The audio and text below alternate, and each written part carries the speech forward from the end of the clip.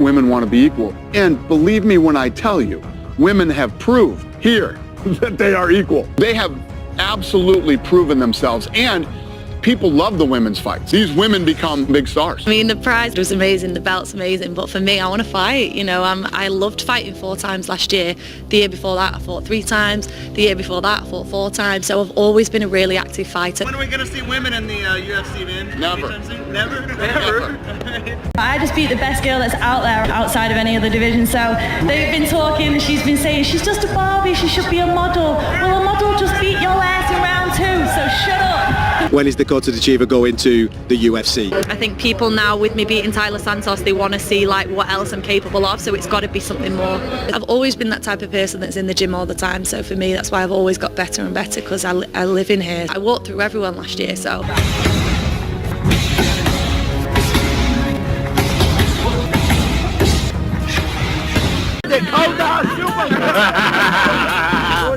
Calling me Barbie is not an insult. Like, that's what I like to show about my fighting, and the fact that I have a different side to me. So yeah, whatever. A name that's quickly becoming synonymous with dominance in women's MMA. Whether you're a diehard fight fan or just someone intrigued by stories of perseverance and grit, Dakota's story is one you won't want to miss. They need to find someone that's gonna give me a good competition. They can't give me someone that's, you know, just kind of signed to the PFL and not really had that much experience, because it doesn't make sense. I've just beat Santos. Let's start at the beginning. I'm going to be going full guns blazing. My mum's gym is based in Sale, Manchester. It's called Northern Spirit Muay Thai. Anybody is welcome to go and train there. I know you guys ask all the time for me to do like training videos and things like that, and when I'm in camp, I'm not really allowed to do that. I don't really show too much of my training. I got into fighting from my mum. She was a world champion back in her time. Been doing it since I was around 4 years old. Very easily, if I'd had a 5-round war with Santos, there would have been a few more people in there that would have been more of a match, but I walked through it. So it is always hard, it's tough walking into a gym with a load of male bodies in there, and you being the only female is not the best, you know, for your confidence and things like that. But you soon realise that everyone's the same. When you walk into the gym and go onto the mat, everyone treats you the same. You know, it's not male and female, it's just everyone's there to learn. I mean, I just kind of get in the cage and prove to myself that they're all just talkers. Yeah. I never know what I'm going to get a stoppage with. I just work so many different things and just trying to get better all the time that, you know, I'm able to go in and kind of pull something new out the back. Dakota's journey into combat sports began at an astonishingly young age. Fighting isn't just a career for her, it's practically in her DNA. Her mother, Lisa Howarth, is a world Muay Thai champion, and that legacy clearly influenced Dakota's path. I just look back and think, gosh, if I had the knowledge back then what I have now as a coach, I'd be something else as a fighter. My mum never did MMA, but just martial arts in general for females has grown so much, you know. Back when she was fighting, she fought at like different weight categories just to get the female fights, and it was really difficult for her. You know, she didn't get many opponents and stuff, and now to see me kind of in a tournament full of girls and now fighting for the UFC title, you know, things like that is amazing. She recalls starting her training when she was just 4 years old. Imagine that. While most kids were playing with toys, Dakota was already learning the fundamentals of a sport that would later define her life. But it wasn't all smooth sailing. I expected it to give a little bit more, if I'm being honest, you know, because I really do rate her. I respect her as a fighter. Obviously, people thought she won against Shevchenko, so I knew who I was up against. I did expect her to bring a little bit more, but I mean, I'm not too surprised either that I got the stoppage, because I know what I'm like, and that's kind of what I set my mind out to do, was kind of run through the tournament the same way I've done the first 3. So Dakota's early years in the gym weren't easy. Being the only girl in a room full of male fighters came with its own set of challenges. As she puts it, it's always hard. Most feminine people ever. She's beautiful. She's a gorgeous woman. She looks like a model. It has nothing to do with men beating each other up. It has nothing to do with brutishness. It has to do with high-level problem solving with dire physical consequences. But the early days were interesting because, like, you know, there was a lot of people disparaging women fighting, including Dana White. People speak so highly of her, and for me to carry in them footsteps and do the same thing would make me proud. Walking into a gym full of male bodies and being the only female, It's not the best for your confidence. Yet despite the initial discomfort, Dakota quickly realized something profound. Once you step onto the mat, none of that matters. She says, everyone's the same when you're there to learn. That mindset of equality and determination set the foundation for the fighter she'd become. Even though I know, like, people doubt me a lot still, even though I'm, like, you know, fighting and winning and doing these highlight reels for people, and people still doubt, like, how good I actually am. So I feel like this belt now kind of puts a stamp on. I think just like people when they watch me on TV and when they watch like my pad videos and things like that, a few people have made comments before that have got back to me like, oh, she's good, but like, you know, everyone looks good on camera type things. And then when they see me in person, like I was actually warming up like in the morning before the fight, and when I started hitting pads, like the whole room was kind of like just staring at me, and one of my coaches said like everyone was just looking at you like when you started hitting pads. So I don't think people take me serious. Like, I'm only a slight build and I'm not very strong, and people just, you know, think, oh, she's okay, she's average. But I'm the one that's finishing all these girls. Like, it's gone in and finished everyone that's been in there. So I feel like people need to put a little bit of respect on me, you know. But fast forward to today, and Dakota has shattered every doubt cast her way. Her recent victory over one of the toughest competitors in the sport, Taila Santos, was nothing short of a statement. Santos is a fighter who's never been stopped before. Let that sink in for a moment. Even Valentina Shevchenko, one of the greatest women's MMA fighters of all time, couldn't finish Santos. Yet Dakota not only defeated her, but did so with a stoppage in the second round. In her own words, Dakota said, I expected her to give a little bit more, being honest, because I really do rate her. But I'm not surprised I got the stoppage. I know what I'm capable of. My dad didn't do any kind of martial arts or anything. So me being a female in the sport, it's been nice to have my mum being the one that's been through everything, you know. I'm not bothered about going to the floor. I want like to stay stood up. I think that's what the fans like more. Like, jiu-jitsu is boring, so in a fight, you know, I like it. I like to train it, but it is very boring. Do you know me? I go right from the first bell, so This is like mentally the strongest I've ever been. And to be honest, like, the main pressure for me was fighting Santos. I wasn't thinking about the million, and I wasn't really thinking about the world title. People always said to me, you know, just treat it like any other fight, like don't overthink the money, don't overthink the title, and I wasn't even thinking about that. I was going in there to beat her, and that's what I wanted to do, prove to everyone and myself that I'm up there. One of the most striking things about Dakota is how mentally strong she is. She's candid about the pressure she's faced throughout her career, but she also explains how she's learned to focus on the task at hand. I was coming for this belt, like money aside, I was coming for that belt. I feel like I'll just keep proving them wrong. I'm happy with people to doubt me. I don't really care. Leading up to her fight with Santos, she says she wasn't thinking about the $1 million prize or the world title. Her sole focus was on beating Santos and proving her worth to herself and others. I wasn't even thinking about the money or the title, she said. I was going in there to beat her and prove to myself that I'm up there. And prove herself she did. With that win, Dakota cemented her place as a true contender in MMA. It's worth noting just how dominant her performance was. Santos, who's been in wars with some of the best fighters in the world, looked outclassed. Dakota made it look easy, as if she were going through another training session rather than competing at the highest level.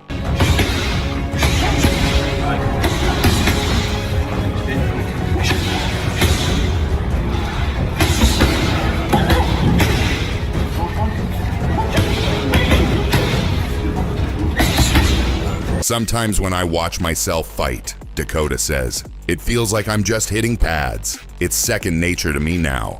This idea of fighting being second nature is fascinating. It speaks to the countless hours of training. It's so hard for people to not get emotional when they get hit. It's a very bad way to react in a fight, to fight with emotions, because you expose yourself. You leave yourself open for counters. You miss your rhythm. You're not as deceptive. You're too obvious in your pattern, and so many times you get hit a lot more. Yeah, it's a big problem with fighters. The smart thing to do is to fight with correct technique and with a correct strategy, meaning you have an understanding of how to execute best. It's not to just wait in and let bombs fly. It's you have to be very precise in your tactics.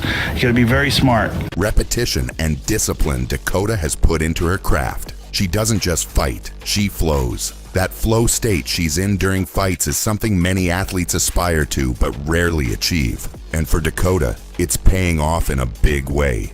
Let's talk about what this victory means for Dakota's career. First, the win over Santos solidifies her as one of the top fighters in the PFL. But more importantly, it puts her in the broader conversation about women's MMA as a whole. She's already being compared to some of the greats, and many fans are speculating about a potential move to the UFC. Imagine Dakota stepping into the octagon and taking on the best fighters in the world. It was like I wanted to finish the tournament with 4 stoppages, and that's what happened. Beat a name like Santos, it's like, you know, she's never been stopped. She's never been stopped. Shevchenko didn't stop her. People thought she beat her. And now what can people really say? You know, Blanchfield went 5 rounds with her. There's been plenty of fighters that have had to go 5 rounds with her, and I've just got in there and made it look like another can on the list, as people always comment on my stuff. Yeah. So I feel like I definitely am in the conversation now. I'm not saying I'm up there at the top, but you definitely have to take me serious for sure. It's just second nature to me now. Sometimes when I watch myself fight, I just feel like it's kind of just me hitting pads. It's like weird. I'm going through the same motions. So it's kind of just something that I drill all the time and work all the time, that it's just second nature when I get in there. It feels like I'm in that flow state of when I'm hitting pads. This is just something not even just this last year, like for years and years and years. This is like a moment I've dreamt of for so long, and to be able to finally live that moment and then know now that it's going to change like my family's life for a long time it's crazy. I don't think that'll ever sink in, but it makes me emotional to know that like I could have given up at any point, and I didn't. I kept going, and now look. I go over to be respectful at the end anyway. I've always done that from Thai boxing. Like, when I think about my debut with PFL now, and this is another thing I haven't ever said before, but after my debut in August last year on PFL London, the next day I was driving to the sunbed shops, go on the sunbeds, and I had to stop for a second to check whether I had money in my account to even go on. Wow. So like to now be with this check is just crazy. I mean, that much money is amazing, but to me, just to have enough money in my account to not have a stress of having to check my bank account all the time is just such a relief. One of the most feminine people ever. She's beautiful. She's a gorgeous woman. She looks like a model. It has nothing to do with men beating each other up. There's nothing to do with brutishness. It has to do with high-level problem solving with dire physical consequences. But the early days were interesting because, there was a lot of people disparaging women fighting, including Dana White. Yeah, some people get disturbed watching women get bloodied up. That's a big one for some folks. It feels different. Obviously, I'm a big fan of women fighting, but when I watch a big cut on a woman, it feels different. It's so hard for people to not get emotional when they get hit. It's a very bad way to react in a fight, to fight with emotions, because you expose yourself. You leave yourself open for counters. You miss your rhythm. You're not as deceptive. You're too obvious in your pattern, and so many times you get hit a lot more. Yeah, it's a big problem with fighters. The smart thing to do is to fight with correct technique and with a correct strategy, meaning you have an understanding of how to execute best. It's not to just wait in and let bombs fly. You have to be very precise in your tactics. You got to be very smart. Dakota Ditcheva might seem like a sweet, harmless woman, but don't be fooled. She's an absolute savage. Representing the new era of women's MMA, Dakota has been trained by her mother, a world Muay Thai champion since childhood. She's a sharp, skilled warrior in the cage. At just 26 years old, Dakota is already a world champion and the face of the PFL organization.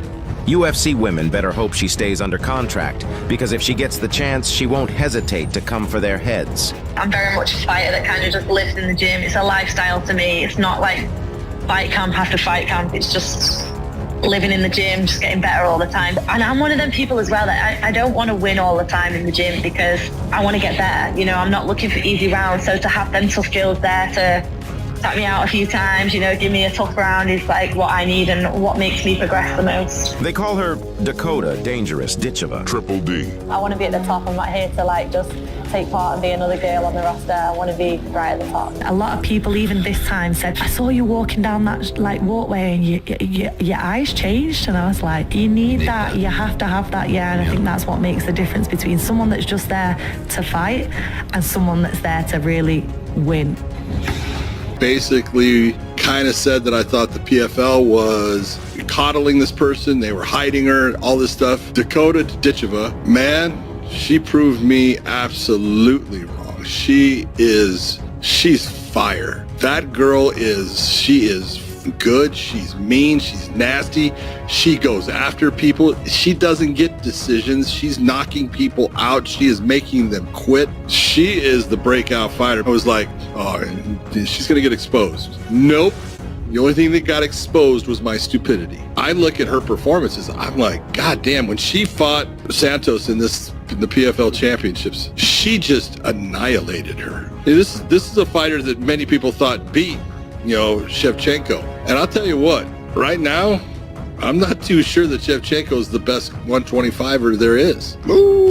Hey, man, she goes after people. She is nasty. Everything with people saying, oh, take her to the ground. They can't keep her down. She gets up. Yeah. She knows what she's doing, and I've seen her take shots. She doesn't back down. And man, her knees inside, her kicks, everything, she's going to be around for a long time. You allow her to elbow because, man, her elbows in that final fight, which she was allowed to throw, devastating. And so she wasn't allowed to use any of those throughout that whole tournament and stuff. She is absolutely someone that people are going to be watching for a long time. The idea alone is thrilling. However, Dakota's success is about more than just her skills in the cage. It's about her journey and what she represents. She's not just a fighter, she's a trailblazer. She's breaking stereotypes about what women can achieve in combat sports. As she said, people always comment on my stuff. They say, oh, she's just a Barbie. She should be a model. Well, this Barbie just won $1 million tournament and beat some of the toughest fighters out there. It's also worth mentioning that Dakota's journey hasn't been without its struggles. She's openly talked about her financial struggles early in her career. After her PFL debut last year, she recalls having to check her bank account before making a simple purchase. That's a reality many fighters face. But for Dakota, those days are now behind her. Winning the PFL championship has changed her life and her family's future. To have enough money in my account to not have to stress about it anymore is amazing, she said. It's a life-changing moment.